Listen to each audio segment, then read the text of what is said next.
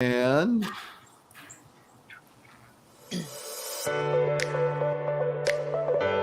welcome to Marriage with Joy, which is the most open discussion on the internet about the positive, purposeful, powerful, pleasant aspects of living in harmony with matrimony. Marriage with Joy unabashedly discusses the most interesting questions raised by listeners. Our informed and informative panel addresses issues with thought, wit, and aplomb. Voted best of the web 2 years running.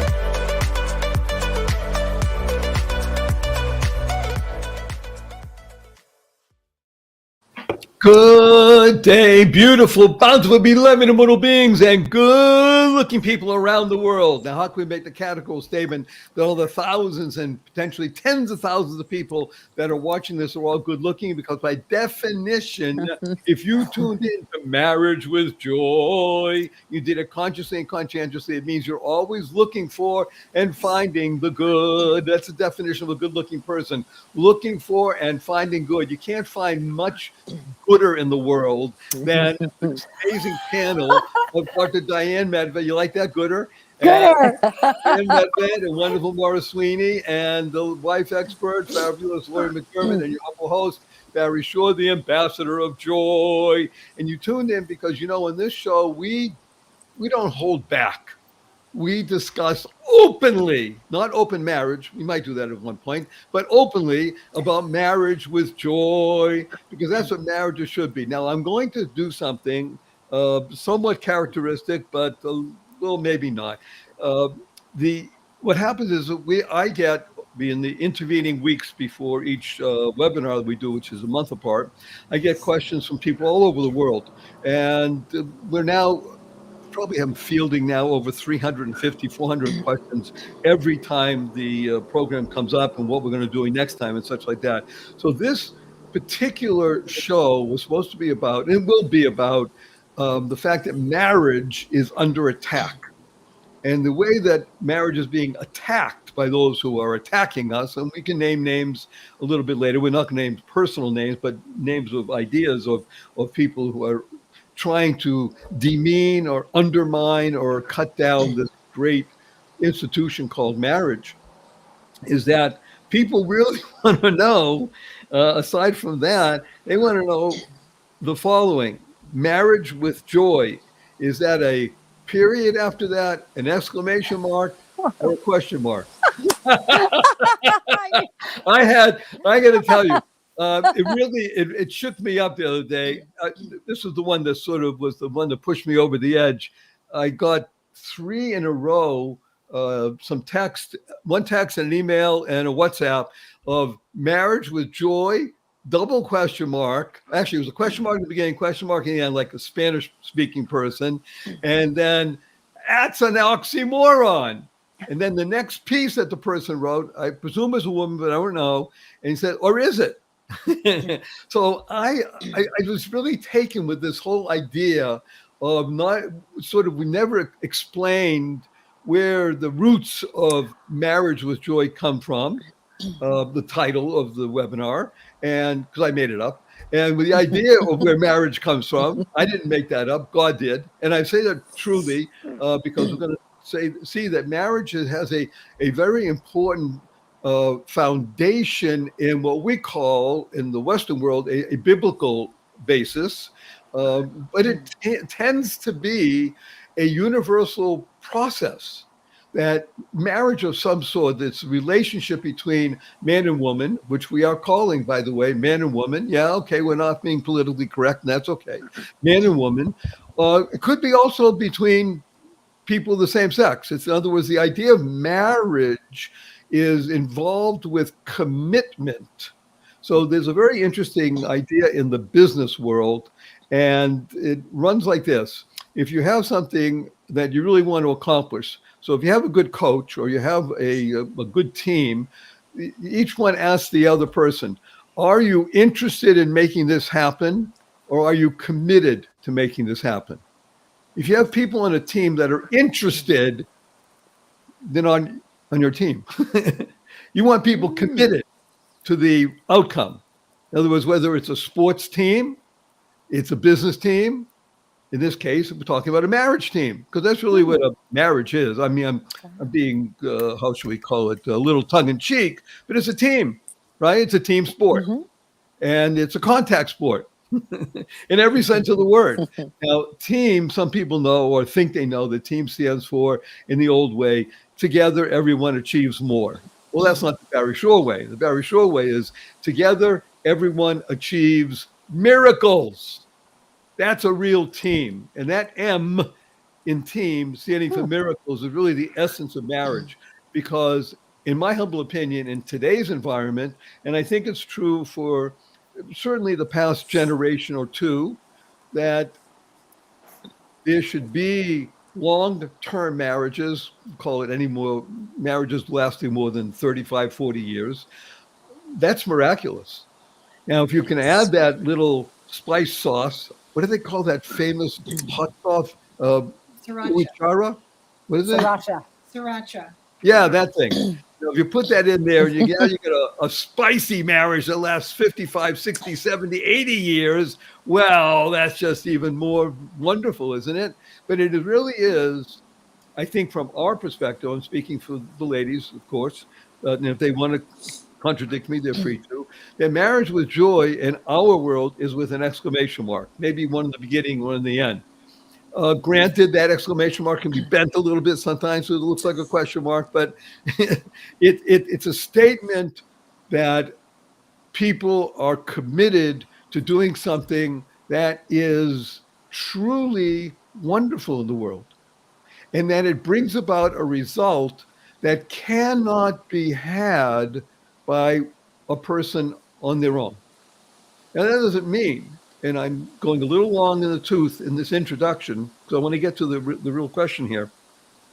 It does not mean that if somebody is not married, they can't be happy, or they can't be wise, or they can't have a fulfilled life. No, that's, of course, you can. The opportunity in marriage, though, is what I'll call exponential. There's a very famous phrase from a Greek philosopher who was a mathematician. He said, "Give me a fulcrum and a lever, and I can move the world." Who said that? Archimedes. Archimedes was a famous guy who was in the bathtub and realized, eureka! I found the idea of displacement theory. And now ships can sail the ocean blue. Okay, he also said, give me a lever, give me a fulcrum, give me a lever, I can move the world. Well, in my humble opinion, that's what marriage is. So what I like to do, with your permission, my dear friends and panelists, is to do a little, how should we say this now? Not soul searching, exposing your real yourselves a little bit to the audiences, because we have people asking, hey, what about you people? You people, that's us. You have marriage with joy? So I'm going to start because I'm going to say something that's going to probably make everybody's eyebrows raise up. So get ready to raise your eyebrows, kids. We'll start with this.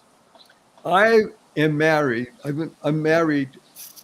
This is my third time. Right, raise eyebrows. We never knew that. Well, you didn't, and now We I'll never explain knew. to you now. But now I'll have to explain to you. So that's the high level. Oh. But it's okay. married 3 times to the same woman. Yeah. Oh, come on. It's true, by the way. It's true. And I'll tell you how it happened and why it happened. And everybody knows that I'm Jewish and observant. I'm not a rabbi. I'm just a regular Jewish guy. But I wear this so in case my wife hits me over the head with a frying pan, it doesn't show the bumps in the head, so it covers it up. But we first got married, my wonderful wife and I, who are now married 45 years in succession, no interruptions. I say that only because I know I have friends who were married and had a year or two of separation and got back together, and it's fascinating. But we were married first in 1977, and the reason we got married by a justice of the peace, and we're both Jewish and we're both somewhat observant at the time.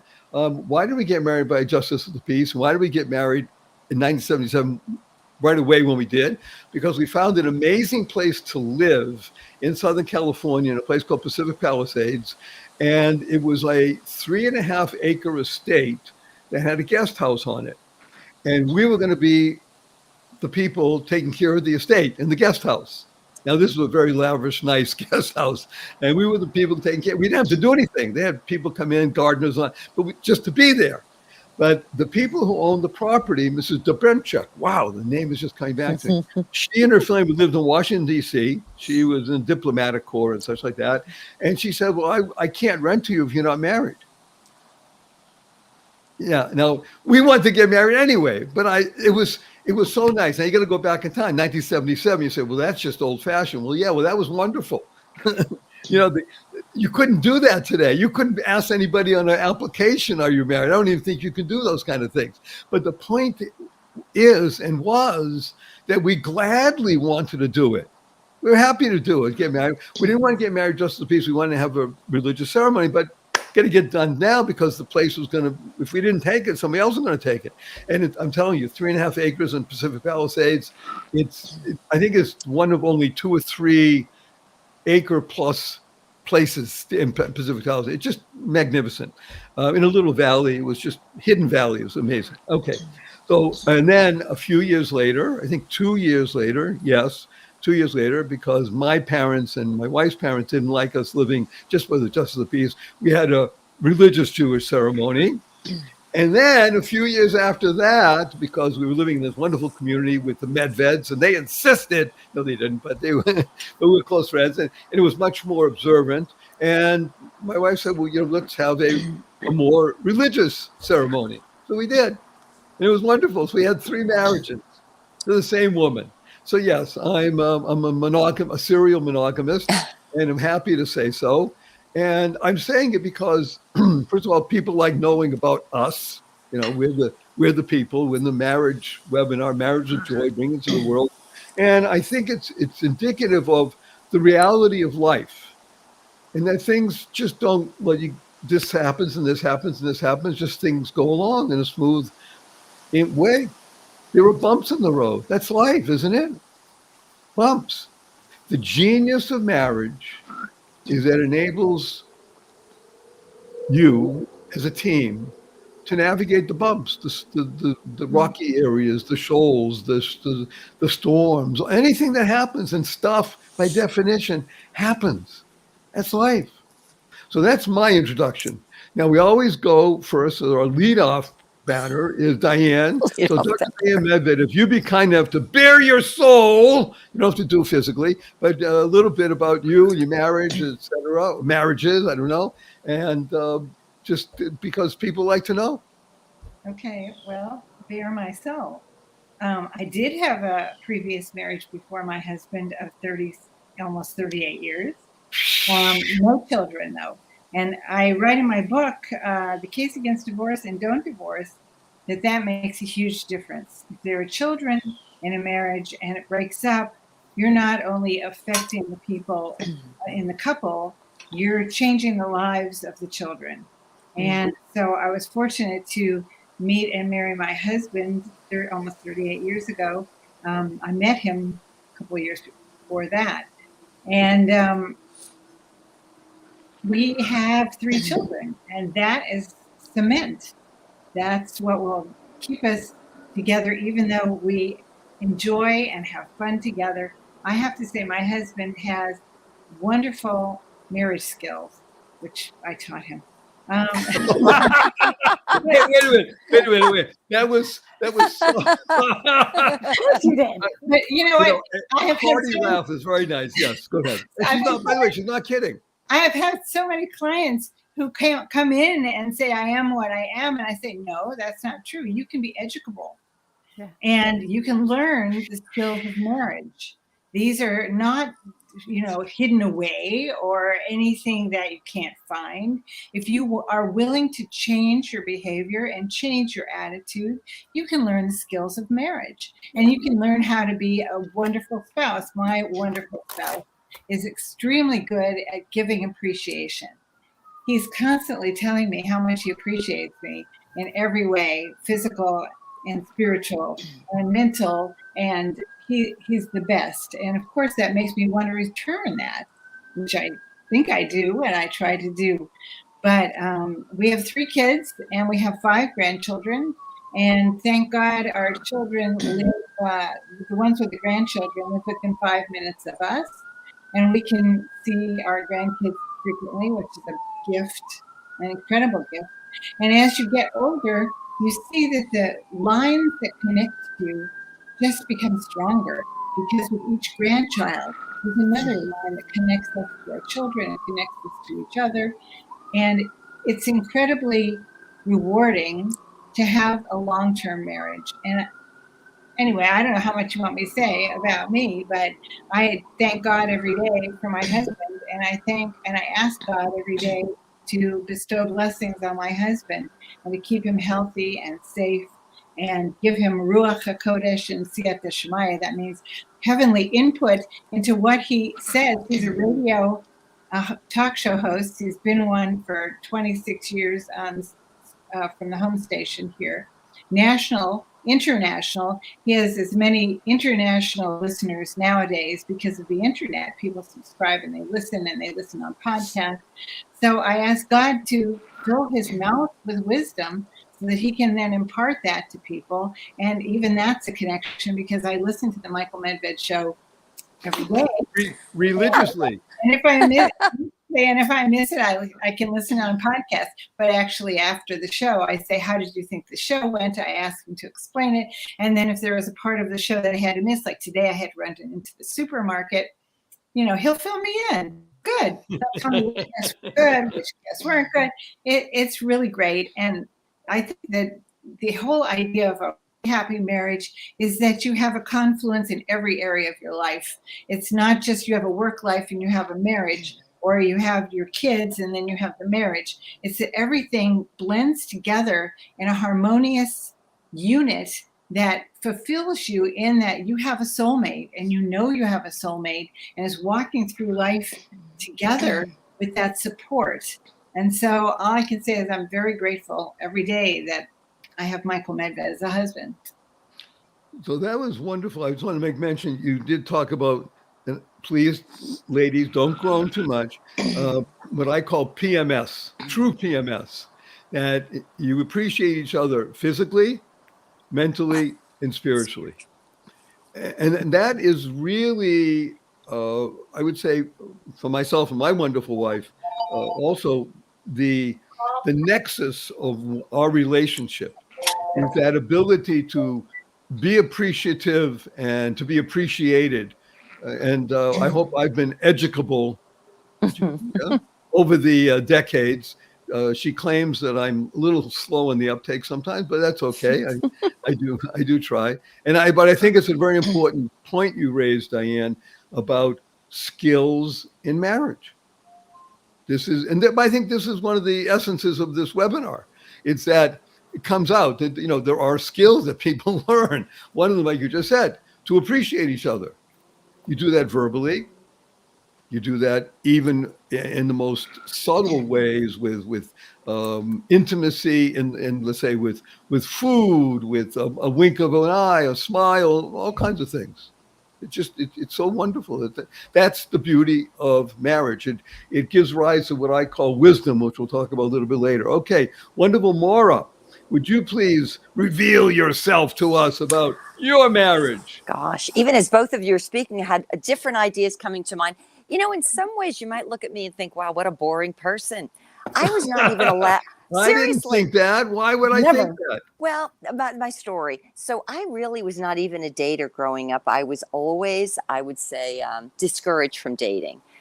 And I didn't even want to get married till I was at least 30 years old, thinking I'd never get to 30 anyway. So that would be something after I was dead. But surprisingly, my second year of it's true.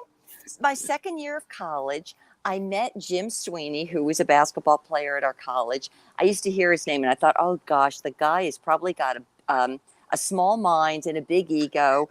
And wouldn't you know, I didn't even know him. I'm thinking, oh, he's a jock. He's probably dumb. But as it turned out, I met him the very first time. It was on a booze cruise back to school, September of 1977, and to date ourselves. I used to play the guitar and a lot of the songs from the 70s. My roommate and I went. I was a freshman counselor, whatever. And I brought my guitar and I'm busy singing and harmonizing with my roommate. And who comes up but a guy who introduces me to Jim Sweeney. And the interesting thing was, He said, Maura, before I ever knew your name, I knew I wanted to marry you. And that first night when we met, I thought I've never met anybody so interesting to me. Uh-oh. Did Mara just freeze? Yeah, she's in Florida. I'm Oh so wow, sad. that was so on cue. I know. Wow. Never met anybody That was so probably interesting. my cue to say, hurry the story. But Okay. we've been together since September of 77. We married in 1980. We were too young to get married. We married in 81. And I want to tell you one interesting thing. You know, you talk about maybe the God origin of marriage. And maybe this is something that is so universal, because I wouldn't have considered myself a very religious person back then, but I was always spiritual and always looking for God. I could remember a few months after I met Jimmy, I was in the shower in the girls' dorm.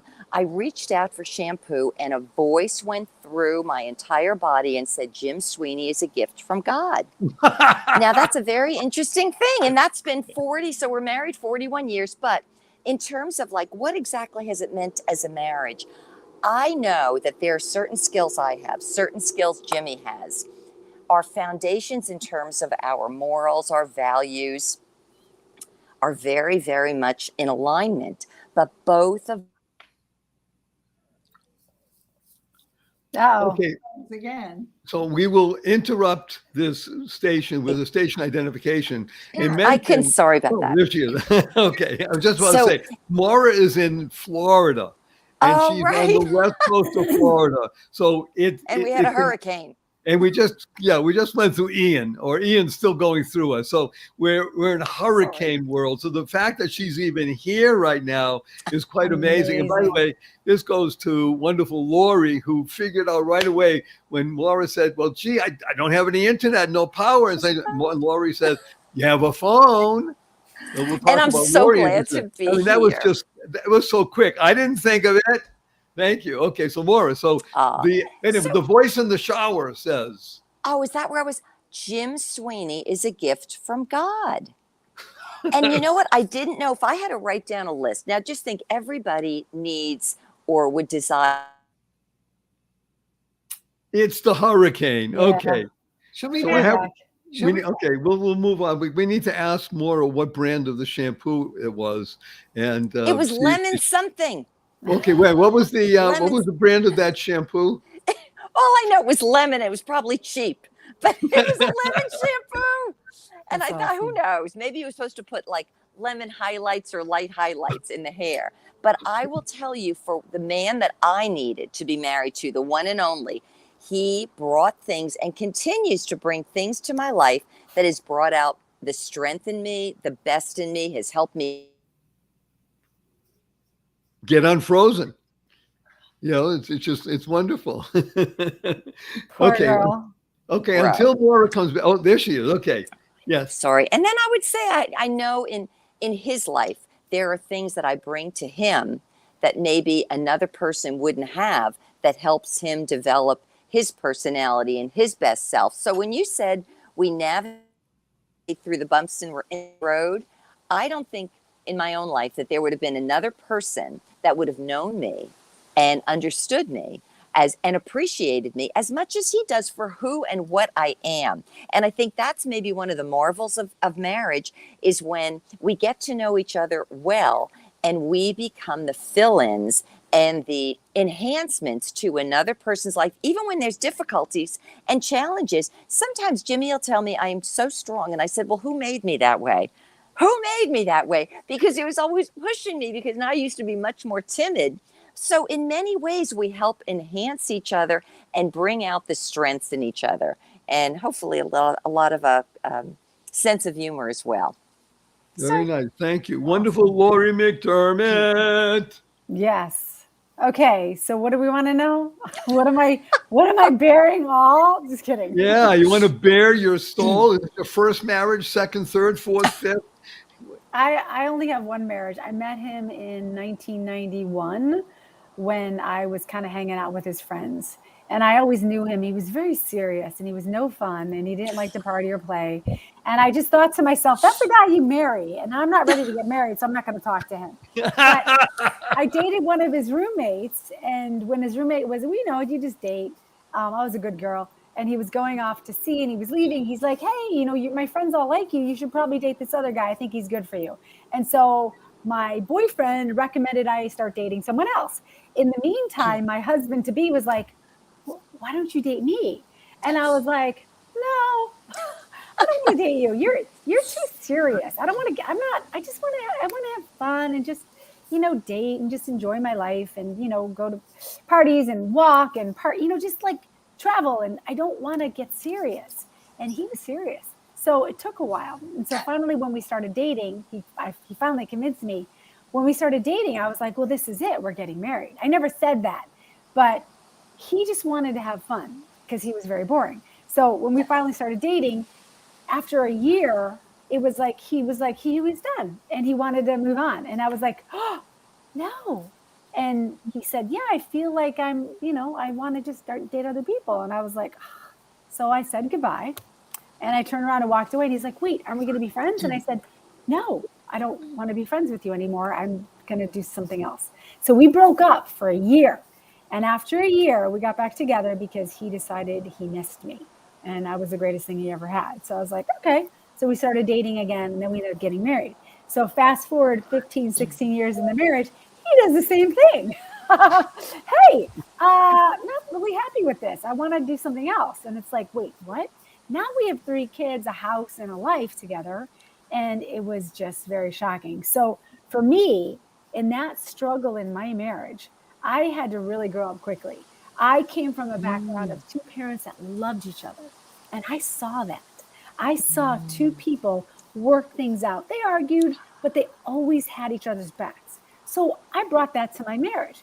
My husband came from a marriage where his mother and father hated each other. And shortly before we got married, we found out that his dad had 3 wives prior. We had no idea. And now my husband at the age of, 26 found out he has 7 siblings that he never knew existed. So wow, I love Diane and Mara. Their dropping is mind blowing. This is a great story, right? Right? So yeah. I was like, oh my gosh. And in my mind, I'm going, wait a minute. That's a lot of secrets and lies that he grew up with. I don't know if I want to get married to this guy. And he called me. He's like, no, we're great together. He's a great guy, but he had a lot of baggage. So we ended up getting married. Everything's fine. As you know, my story is he wandered off with someone else and had an affair for a couple of years. And I didn't implode things. I did not get divorced. I read Diane's book, part of my journey, loved it. Couldn't believe she was part of this webinar. I'm like, oh, great. Wait. I got to put you on pause for a moment. Did you know this, Diane? No, I didn't. But thank you. None of us did. I thought I shared that with you guys. I mean, this is tens of thousands, not hundreds of thousands of people around the world they're not just leaning in and saying, this is interesting. They're encouraged. They're being touched right now. Yeah. Because this is real stuff. Yeah. This is so beautiful. Each one of you, each one of us. This is so beautiful. So you read the book and you got 2 years of living hell. But I never gave up. I was like, people are like, oh, move on. He's busy. He's happy. He doesn't want to be married to you. He fell in love with someone else. And I was like, that's all bullshit. I knew what was the end result. I believed it and I never gave up. I waffled a little bit. And that's what I help other women try to stay in their marriage. Because at the end of the day, I knew there's nothing else out there. The best place for him is to be in the marriage with me and our beautiful children. And I had to become the best version of myself that I could be. And that's what I did in the time he was gone. And now we have an incredible marriage. And what I've figured out, Barry, is that everybody has shit, right? I hope I can say that. We have shit, right? I said it, right? So we all have shit. And everybody is trying to, shuffle their shit. But as long as you're married to someone, we all have shit. My shit's behind me. And if someone could see my shit and they go, oh, that's bad shit. By the way, what just to unpack everything, what Lori is saying is she's saying shift. I have Right. You're shift talking about the behind me. shift in life. Now, Uh, most people drop the F. I don't know why. So the other stuff happens, but she's really talking about shift in shift. life. Yes. I Okay. have shift. So my shift behind me. Everybody Right. has it, and we have to love each other. And we're not perfect, and all the stuff that we bring with us makes us who we are. And if the person who we're with loves the good parts about us and the bad parts about us, that's when things get really good. Because then you just accept each other and realize we're going through this together. And that's where I have come. And it's a great thing. So I'd like to make mention of something. First of all, thank you so much, Diane, Maura, Lori, that you had the benefit of your parents. And as you had mentioned previously, if I'm not mistaken, you are adopted. Mm-hmm. So Yeah. you not only, because in my extended family, we have a number of people who are adopted. One of them struggles with it to this day. The other one is just fine. It is what it is. I love my parents. I love them, and they love me. Yeah. So it's a very, very unique situation, each person. But you were able to find and see and be nurtured by love. Mm-hmm. And that made the difference because in your husband's side, completely missing. Mm-hmm. Yeah. I mean, when you say, we all sort of said, huh? 7 siblings that he didn't know about. It's, one sibling would be interesting. 2 would be a little bit much. 3 is menagerie, but 7 that's wild seeds everywhere. So it's quite the story. And yes, and people should know when they go to the website. By the way, we have our own website. Did you see? We're going to have our own website. Right now it's at barryshore.com/marriage, but it will be marriagewithjoy.com. And a lot of stuff will be there about marriage and the panelists and stuff, and just lots of how do they call them, resources? I guess that's what they call these things, right? The books that are written and the articles and things that are for people, because this is what we're doing is a discussion that is so important to so many tens of millions, if not hundreds of millions, if not billions of people on the planet. I mean, marriage is a foundational aspect of society. Without it, society has a very difficult task of perpetuating itself. One of the things that came up in a number of the questions that were given to us, and again, all of us, thank you for bearing yourselves, as it were, and I was very touched by this. Somebody said, no, it wasn't, it was, I think 4 people actually said almost the same thing. They said, marriage with joy, question mark, and then say, and one of the 4 people wrote and said, for me, it's marriage taught me wisdom. And I found that so enchanting. I think it's part of what each one of us is saying, that the ability to live with another and to feel the presence of another deeply, I mean, deeply. Look, when Diane says about, compliments, those are not just superficial things that Michael will say this, or I'll say to my wife, or Jimmy says to Maura, and your husband says to you, Lori. That's real stuff. That touches one. If you're in a sort of a little something off here and somebody says to you, wow, that you look so special. Oh, I love you when you smile like that. What a difference that makes. Mm-hmm. It teaches the ability to have wisdom. Wisdom is something, again, in my humble opinion, that is desperately missing in our very fast-paced world today. As one of my mentors taught me more than half a century ago. Wow, imagine me saying that. More than half a century ago, this person said to me, sure, I like you. You're a smart kid. With all you're getting, get wisdom. And it never left me. Took me a while to get it. I'm still in the process, but the ability to understand that having things, very nice. It can enhance life a great deal.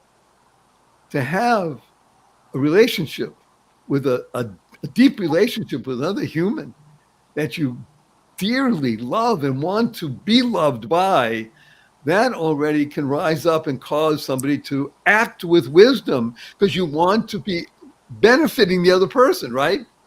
You know, isn't that what love is about? I'd like to make you happy. What a novel idea. Okay, we're going to have a big shift. Got to pronounce that F. I mean, Sorry. we all deal with people, right? I deal with, thank God, thousands and thousands of people in my webinars and when I do my in-person presence. And I ask people, you know, shift perspective. And I tell people, 99% of the people, they drop the F when they say it.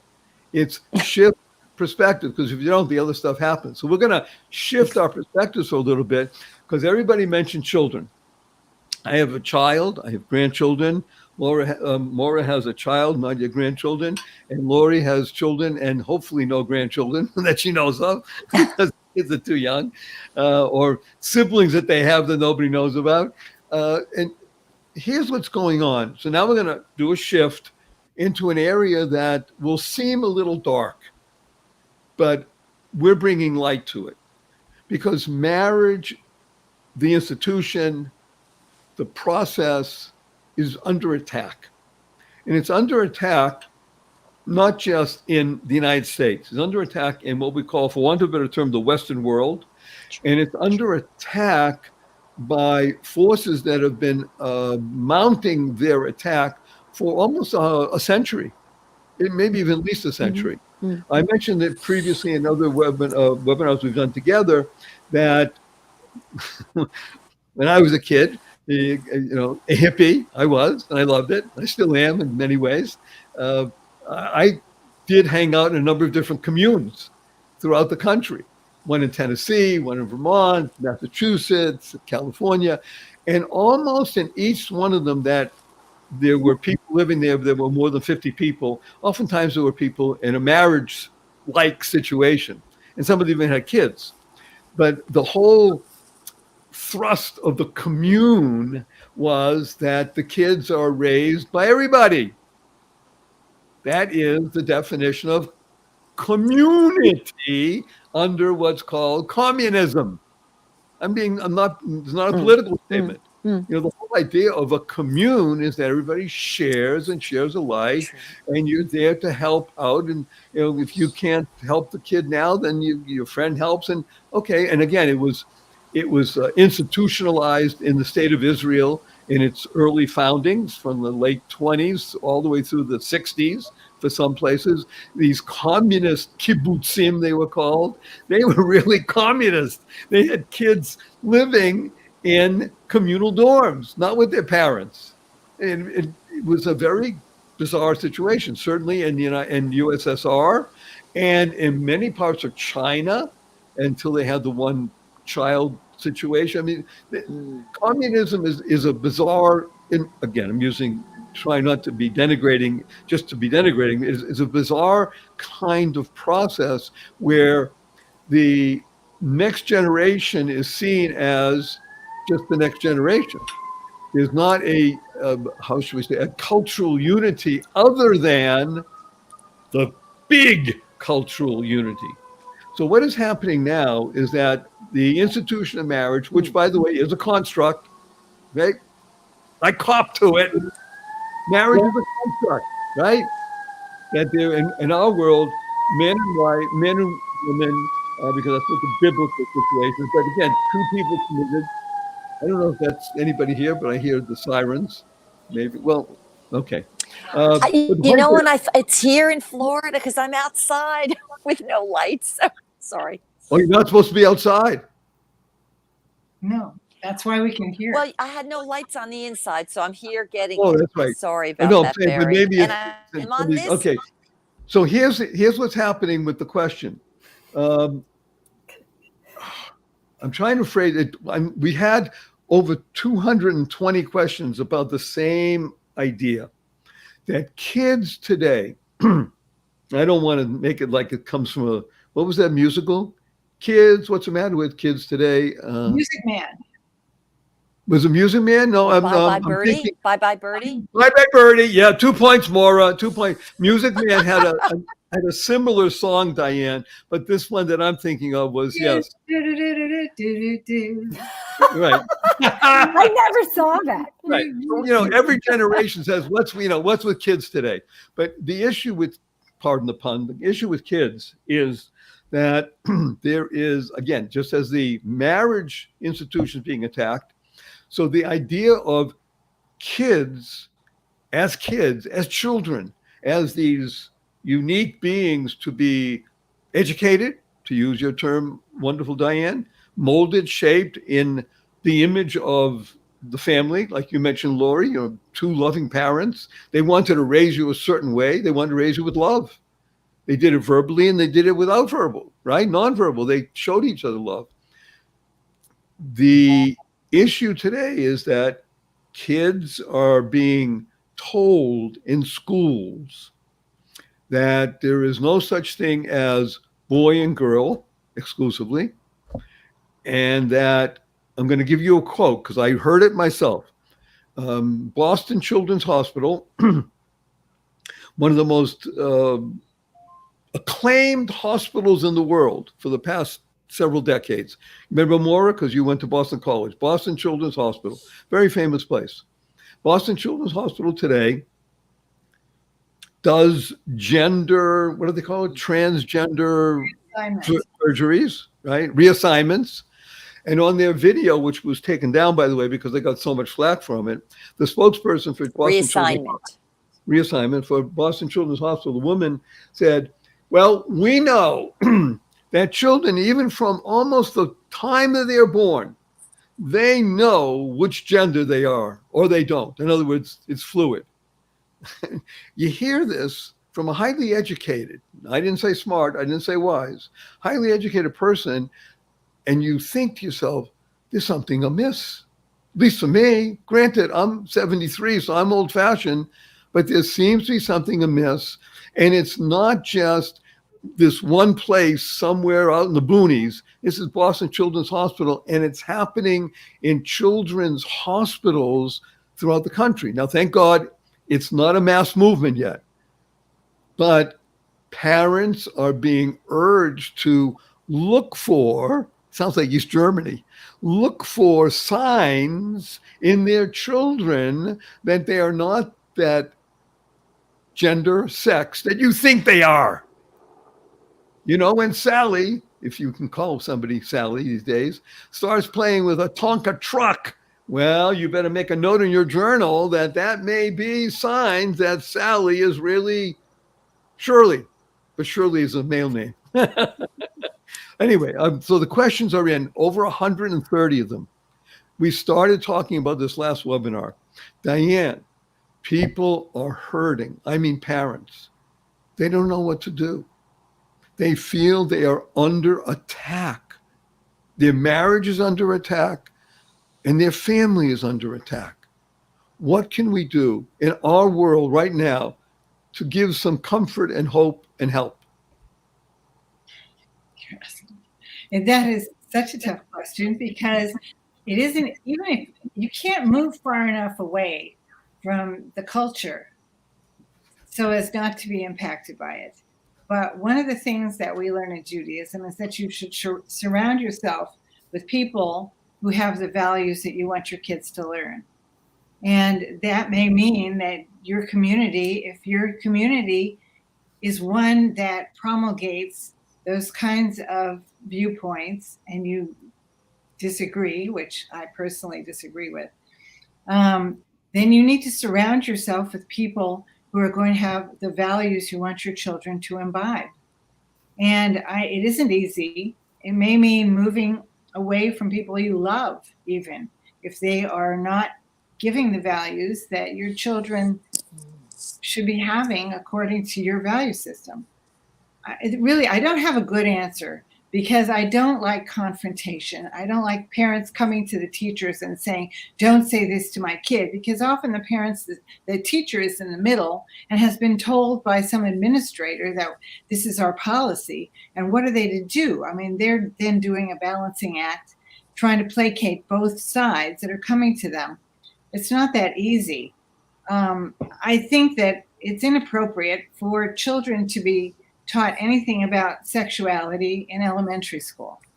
That's my viewpoint. Okay, let me interrupt just to understand. Elementary school is up to what grade? Eighth grade?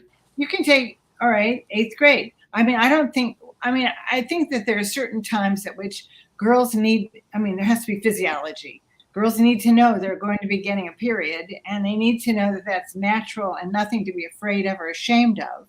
That's a whole different thing. I'm talking about the gender issue, that Right. gender is more than two. Gender has not been more than two, except for the smallest fraction of people who have in the past had pressure not to feel that. I feel very bad and sorry for people who have gender dysphoria. It's a disorder. It's always been classified as a disorder. We know that the vast, vast, vast majority of people don't have that. And yet, I think because of the culture, more and more people are being pressured into questioning their what would have been secure feelings about who they are. And that gives people anxiety, that gives people a desire to use drugs. Notice the fentanyl epidemic that is killing people. I think it drives generations apart, which deprives both sides of having a support network. And I think there's a lot of deleterious impacts of that. I've seen on forums, put your gender, and then it would give three options, male, female, other. And I find that to enhance differences between people rather than healing people's differences. So I want to put you on pause for a moment, because this is, I think, one of the most important things that has come out thus far. And I think that's where people feel under attack, that there is almost, I can't put my finger on it, but there's almost this desire to create differences, division, and difficulties in marriages, in people's lives. Yes, I think that's true. And I think that there is a group of people whose value system is not biblically related, who want to open up and free and unshackle people's antiquated viewpoints.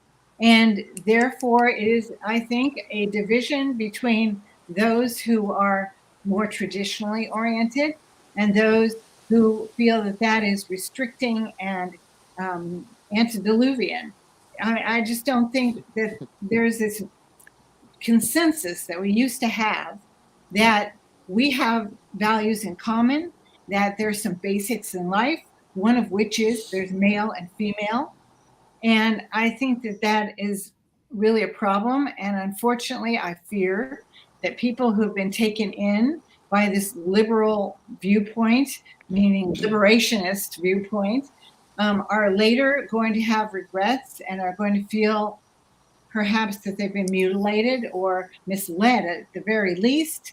And I know it sounds judgmental, but to me, there's judgmental that's good. And there's nothing wrong with being judgmental. We make judgments every moment of every day. It's good to be judgmental. And then there are those who are against any judgments at all.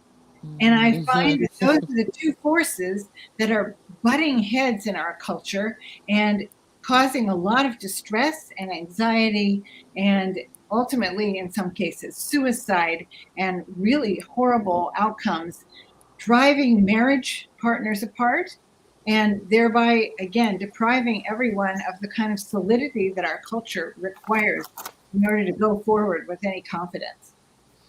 So there you have it. You said driving marriage partners apart. Again, part of this philosophy, if you will, is, I think, almost designed to do that, because marriage to certain people speaks of a biblical reference, of a stability that they don't want. And you can, it's harder to control people or it's easier to control people who are divided and angry and such. Maura, now that you're almost in, well, you're in The twilight. dark, almost You're in in, the well, dark. I no, did put a you're in light the on. twilight zone, which is what we're discussing. You know, marriage under attack. By four, and the way that marriage is under attack, I think, as Diane articulated very well, is that by attacking kids, by giving them information that is at best misleading and maybe highly damaging. So, what do you have as some sort of hope or help or solution to offer? Well, the first thing I hope I could say, I know there's a delay. I'm outdoor on the phone, and hopefully everybody could hear what I'm saying. It's true. This is such a big issue today. It's come upon us literally like overnight. All of us have grown up, I'm sure, with people either somewhere in the family or in school or in our neighborhood that was reflective of the opposite sex from which they were born. We all probably knew someone like that. What has occurred over the past few years, and now it's literally a social onslaught, is that where gender dysphoria, let's say, used to be an exception to society. Now it's not only mainstream, but it has become an overarching topic that everyone somehow needs to be aware of and be part of in every sector of society. It's extreme. Couple of thoughts that came to mind is that, Diane, you said that you felt like it was something against the family, that it just adds yet another layer of stress. I just had this thought too when our daughter was younger. I knew when she was born that I was never going to be the perfect parent. I was also very much a person of faith, so I brought her up with faith. We both, my husband and I, brought her up so that she would know God and have a connection with God, knowing that where parents and society might fail her, she always had a center place to go to in faith. But I will also say this, and it did not have to necessarily deal with this specific issue. Her from other people that were in our orbit that I knew when she was around 13, 14 years old, had they stayed in her life, would have created difficulties, and they would have played with her mind. And had I allowed for it and made more allowance for it, it would have maybe undermined the values that I wanted to bring her up with. So I hope that's saying something to some parents tonight, that there are things that they are yes, there are children. We give birth to them, we bring them into the world, we give them a home, we feed them, we clothe them. We're making sure that we are preparing for their tomorrow, for their future, for their adulthood, and for their overall, I want to say, like, adult stability, sense of being. And when there are outside influences that are looking to exceed and overarch what our influence should be over them, then I think sometimes there is a need for us to somewhat take our child away, almost like a hen would take away her chicks for a while. And I know for every child, there's a time for protection, and there's also a time to bring them into the world so that they know how to be in the world, but not necessarily feel like they have to constantly be like the world and adapt to the world and satisfy everything the world in their current notion thinks is in. So I don't know whether I'm speaking too cryptically, but I know that I had to make that decision in our daughter's life. And I don't even know if I had much of a conversation with her about it, but I knew there were certain influences moving in that would have affected her sense of being herself, what was right, what was wrong, what was right and wrong for my husband and me. And I look at her now, and I don't know, I see her as the stable person and a stable adult and a good, I want to use that word stable, the ability to stand in a world that seems like it's always swirling. And that's just been my feeling as a parent. So I don't know if I'm being specific enough, but I do want to say there's a place for parents to take on that role of protector and preserver to a certain extent with children when they're young and impressionable and have yet to form their own sense of self or the world around them. So this is a great segue into wonderful Lori, because Lori is living in, you ready for this? The belly of the beast. She's in Southern California It's crazy here. with Absolutely crazy here. with three young, still impressionable, growing people, and they range in age from what, 14 to 19? 20. Sorry, 20.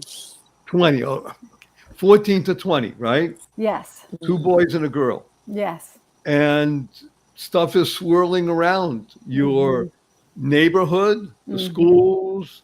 Things have changed rapidly in the past few years. So, what do you see happening for your family, Lori, and others?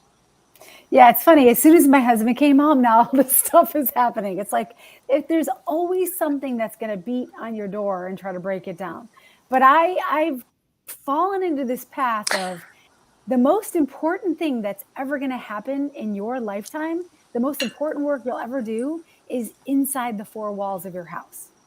So that's your home. And if you can contain your people in there, you get them for a certain amount of time before they go to sports.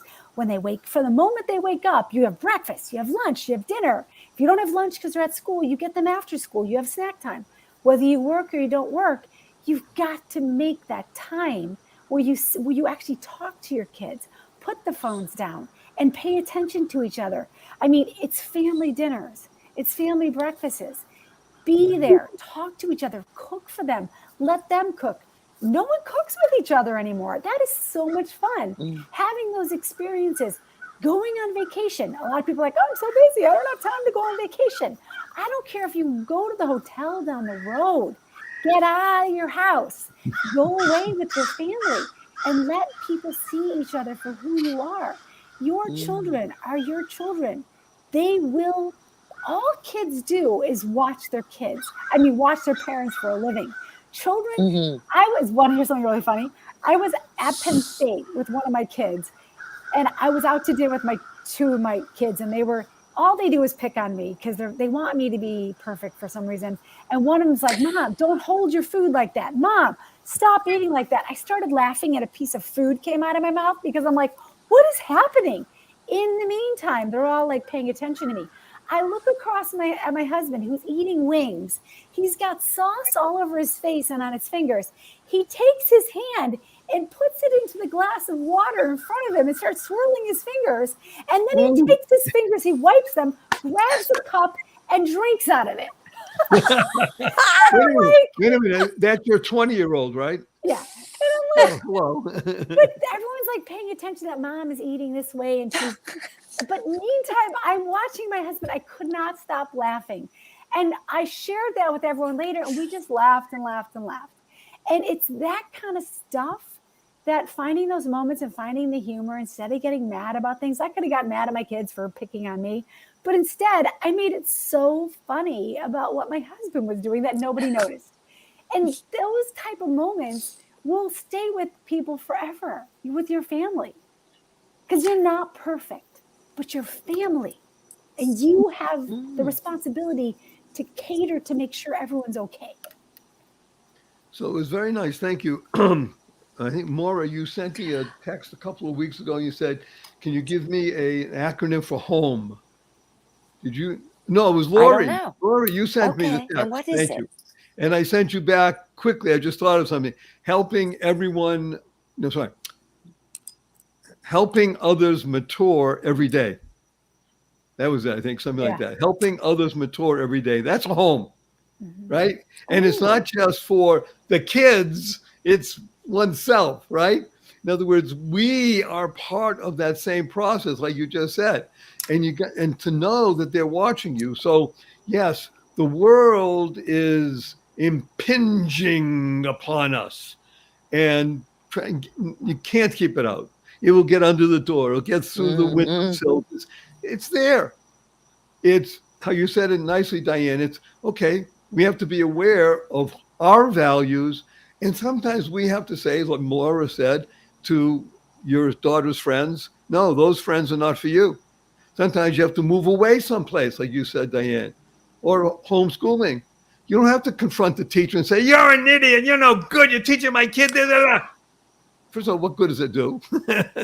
They may be a true believer or they're just trying to keep their job. But it's you're the one who's running the home, the family, the children. And the more that you become that stable adult, as you said so nicely, Maura, is that we can actually raise stable adults, right? That was You're the goal. Yeah, look, you're right, Diane. A girl's physiology at the age of 12 is very different than a guy.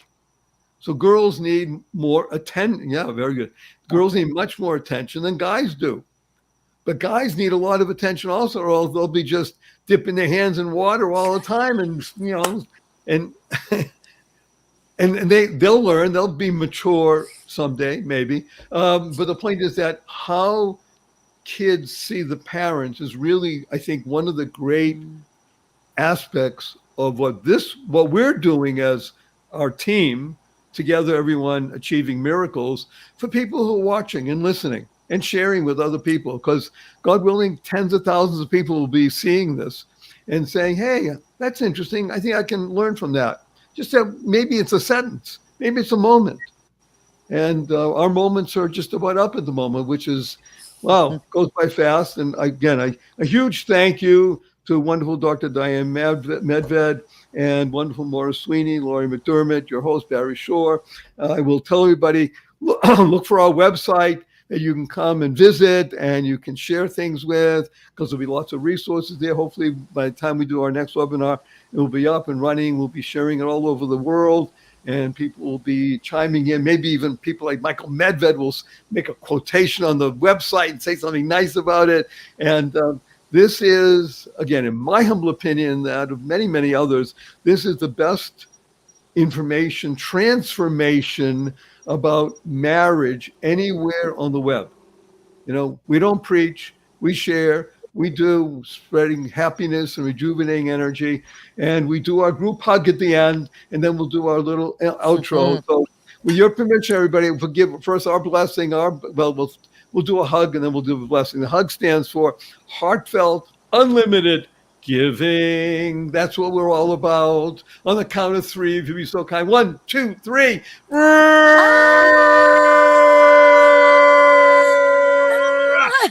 And our blessing from all of us is go forth, live exuberantly, spread the seeds of joy, happiness, peace, and love. Go mad. Go make a difference. Yeah. Team. Welcome to Marriage with Joy, which is the most open discussion on the internet about the positive, purposeful, powerful, pleasant aspects of living in harmony with matrimony. Marriage with Joy unabashedly discusses the most interesting questions raised by listeners. Our informed and informative panel addresses issues with thought, wit, and aplomb. Voted best of the web 2 years running.